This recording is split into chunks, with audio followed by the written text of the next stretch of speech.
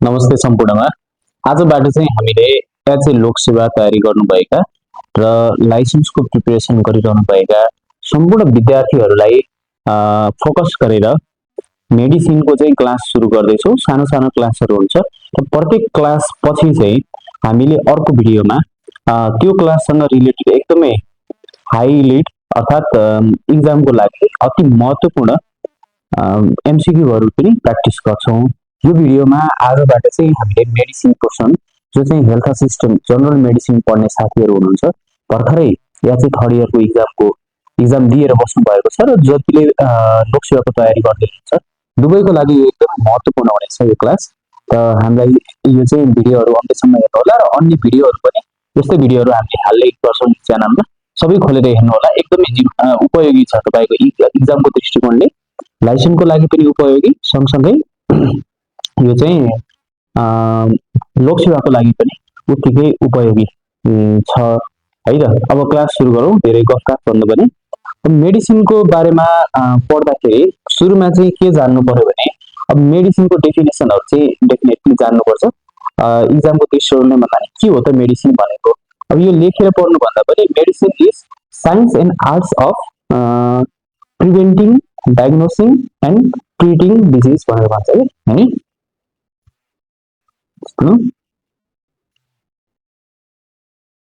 Medicine is art and science of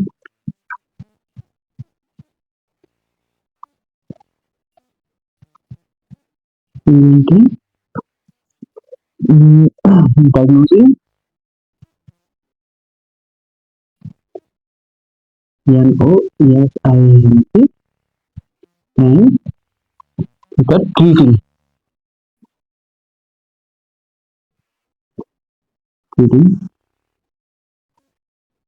disease है। यसको definition चाहिँ जुन जुन प्रदेशमा लङ क्वेसनहरू छ त्यस्तोमा युज हुन सक्छ, तर यो इक्जामको दृष्टिकोणले चाहिँ एकदमै महत्त्वपूर्ण छ। के अब मेडिसिनको बारेमा कुरा गर्दाखेरि के कुराहरू चाहिँ टपिकहरू चाहिँ हामीले जान्नुपर्ने हुन्छ। जसको के छ भने फादर अफ मेडिसिन भनेर कसलाई चिनिन्छ र? Father of CICII, father of medicine को त हिप्पोक्रेट्स, HIPPOCRATE भने फादर अफ मेडिसिन भनेर हिप्पोक्रेटलाई चिनिन्छ। त्यस्तै अब अर्को के छ भने फादर अफ इन्डियन मेडिसिन भनेको चाहिँ फादर अफ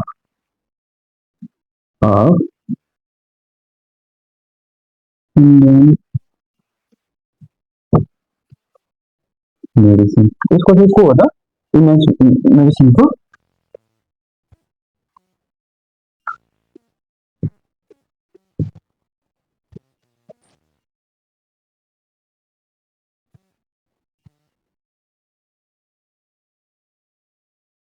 चारक संहिता, CRAK, चारक भनेर चिनिन्छ। उसले चाहिँ के बुक लेखेको थियो? एउटा आयुर्वेदको बुक, CRAK, चारक संहिता भन्ने बुक लेखेर यही बुकको आधारमा ट्रिट गरिन्छ। यो विशेष गरेर आयुर्वेदतिर चाहिँ है त, चारक संहिता। त्यस्तै अर्को के छ? फादर अफ इन्डियन सर्जरी भनेर क्वेसन छ।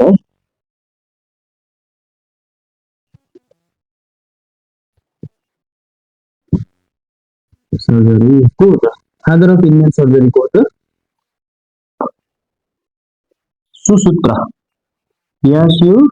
SUTRA, सुसूत्र हुने। यो तीनटा कुरा चाहिँ एकदम इम्पोर्टेन्ट। फादर अफ मेडिसिन भनेको Hippocrates, father of Indian medicine भनेको चक्र संहिता भन्ने बुक लेखेको, फादर अफ इन्डियन सर्जरी भनेको सुसूत्र संहिता भन्ने बुक लेखेका थिए। यो तीनवटा कुरा चाहिँ इम्पोर्टेन्ट छ, यसलाई चाहिँ पढ्नु होला ल। अब त्यस्तै यो भनेको हाम्रो एन्सेन्ट पुरानो जमानामा मेडिसिनको बाट सोध्ने है, हिस्ट्रीको मेडिसिनको हिस्ट्रीबाट सोध्न सक्ने प्रश्नहरू हो। अब एउटा दुईटा साइन्टिस्टहरूको नामहरू चाहिँ हामीले जान्नुपर्छ। यसमा दुई तीनजना साइन्टिस्टहरूको नाम जान्नुपर्छ। उनीहरूले चाहिँ के पत्ता लगाएको थियो त्यो बार बार सोधिरहने क्वेसन हो कि, त्यही भएर यसलाई चाहिँ प्र्याक्टिस गर्नु है त। जस्तो हजुरहरूले सुन्नु भएको होला Robert coach, Robert Robert coach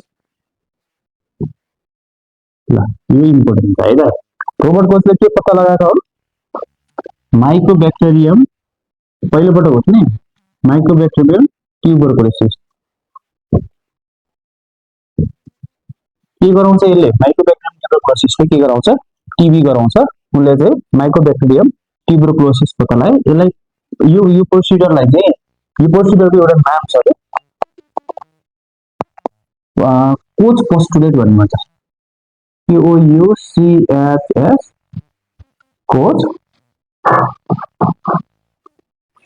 COSTULATE भनेर भन्छ यो कसले पत्ता लगायो रोबर्ट कोचले यो एउटा क्वेसन इम्पोर्टेन्ट अब दोस्रो क्वेसनमा के छ भने विलियम हार्वे भनेर सुन्नुभयो होला विलियम HARVEY विलियम हार्वेले के पत्ता लगाएको छ ब्लड सर्कुलेसन है यो पनि एकदम इम्पोर्टेन्ट क्वेसन हो ब्लड सर्कुलेसन पत्ता लगाएको विलियम हार्वे त्यस्तै अर्को साइन्टिस्टको नाम चाहिँ के छ एडवर्ड जिनर EDWARD सुनेकै नाम हो पहिला पढ्दाखेरि तर इक्जामको दृष्टिकोण ठ्याक्क इक्जाममा क्वेसनहरु आउँदाखेरि चाहिँ कन्फ्युजन नहोस् भनेर हामीले चाहिँ यो यसमा चाहिँ सर र एकचोटि नजर चाहिँ लाउनु पर्छ है त फादर अफ इम्युनोलोजी भन्छ के father of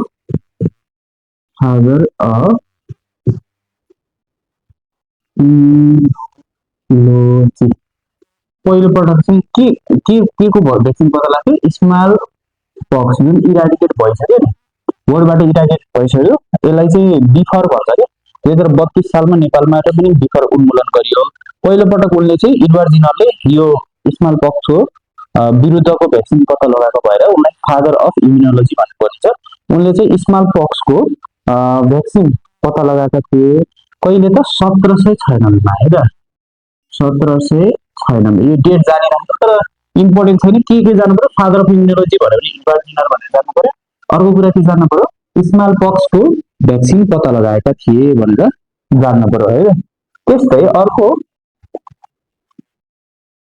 LOUISPASTURE Louis Pasteur है यो दुध उम्लिने के भनेर पहिलेदेखि हामी पढ्दै आइरहेका छौँ नि पास्चराइजेसन त्यो प्रक्रियाहरु चाहिँ पत्ता लगाएको यो पनि हामीले चाहिँ जान्नुपर्छ अझै हाम्रो यो मेडिकल फिल्डमा विशेष गरेर एचएहरुको लागि चाहिँ यो केमा सोधिरहेको हुन्छ जर्म थ्योरी भन्ने छ के जर्म थ्योरी दुध चाहिँ के कारणले ब्याक्टेरियाको कारणले गर्दा फाट्छ भन्ने पत्ता लगाएका थिए त्यो जर्म थ्योरीबाट अन्य रोगहरु पनि जर्मको कारणले गर्दाखेरि लाउँछ भन्ने थ्योरी दिएको थिए त्यो एकदमै महत्त्वपूर्ण थियो लुई पास्चरको त्यही भएर हाम्रो मेडिसिनमा पनि यो चाहिँ पढ्नुपर्छ र उनले सँगसँगै यो पास्चराइजेसन भइहाल्यो तपाईहरुले मिलाउनुहुन्छ अर्को रेबिजको भ्याक्सिन रेबिज भ्याक्सिन पनि यिनले चाहिँ पत्ता लगाएको है के पत्ता लाग्यो जर्म थ्योरी र रेबिज भ्याक्सिन लुई पास्चरले स्मल पक्स र फादर अफ इम्युनोलोजी भनेको एडवर्ड जिनर भनेर जान्न पर्यो त्यस्तै जोसेफ लिस्टर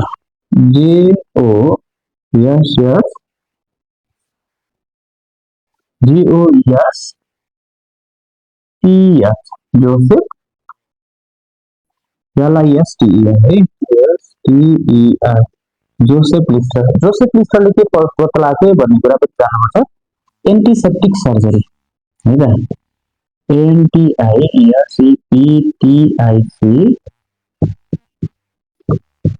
है अहिले चाहिँ जुन स्टरलाइजेसनको प्रोसेस एन्टिसेप्टिक मेथडहरु हैन प्रयोग गरिन्छ नि सर्जरीको बेलामा स्क्रबहरु लगाउने हैन सर्जरी भित्र चाहिँ लगाउने कपडाहरु छुट्टै हुन्छ चप्पलहरु छुट्टै हुन्छ तपाईहरुले देख्नु भएको छ नि त्यो एन्टिसेप्टिक तरिकाले चाहिँ अपरेसन गर्नुपर्छ भनेर पत्ता लगाउने पहिलो व्यक्ति भनेको जोसेफ लिस्टर हो र उनले चाहिँ सुरुमा के प्रयोग गरेका थिए त्यो एन्टिसेप्टिक एजेन्टको रूपमा सुरुमा प्रयोग चाहिँ फिनोल प्रयोग गरेका थिए त्यो इम्पोर्टेन्ट चाहिँ छैन इक्जामको दृष्टिले तर सुरुमा पत्ता लागेको एन्टिसेप्टिक भनेको जस्तो अहिले चाहिँ हाम्रो के युज हुन्छ एन्टिसेप्टिक बेटाडिनहरु हुन्छ हैन त्यसै गरेर हाम्रो स्पिरिट स्वाबहरु युज हुन्छ त्यस्तै सुरुमा चाहिँ यो एन्टिसेप्टिकको रूपमा जोसेफ लिस्टरले हस्पिटलमा सर्जरी गर्नुभन्दा पहिला फिनोलहरूको चाहिँ विशेष गरेर युज गरिन्थ्यो कि अनि स्टरलाइजेसन मेसिनहरू स्टरलाइजेसन गर्न थाल्यो।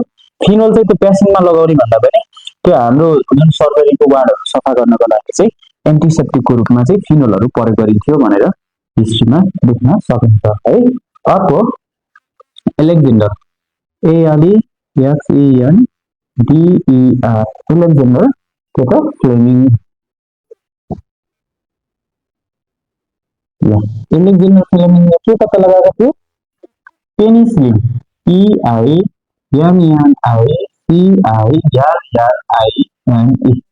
पेनिसिलिन नामको औषधि चाहिँ एलेक्जेन्डर फ्लेमिङले पत्ता लगाएका थिए होइन।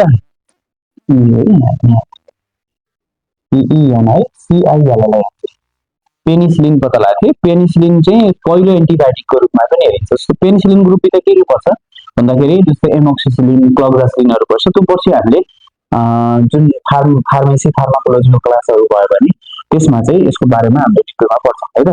अब यो चाहिँ फर्स्ट एन्टिबायोटिक हो है, यो पनि जानौँ। यो के हो?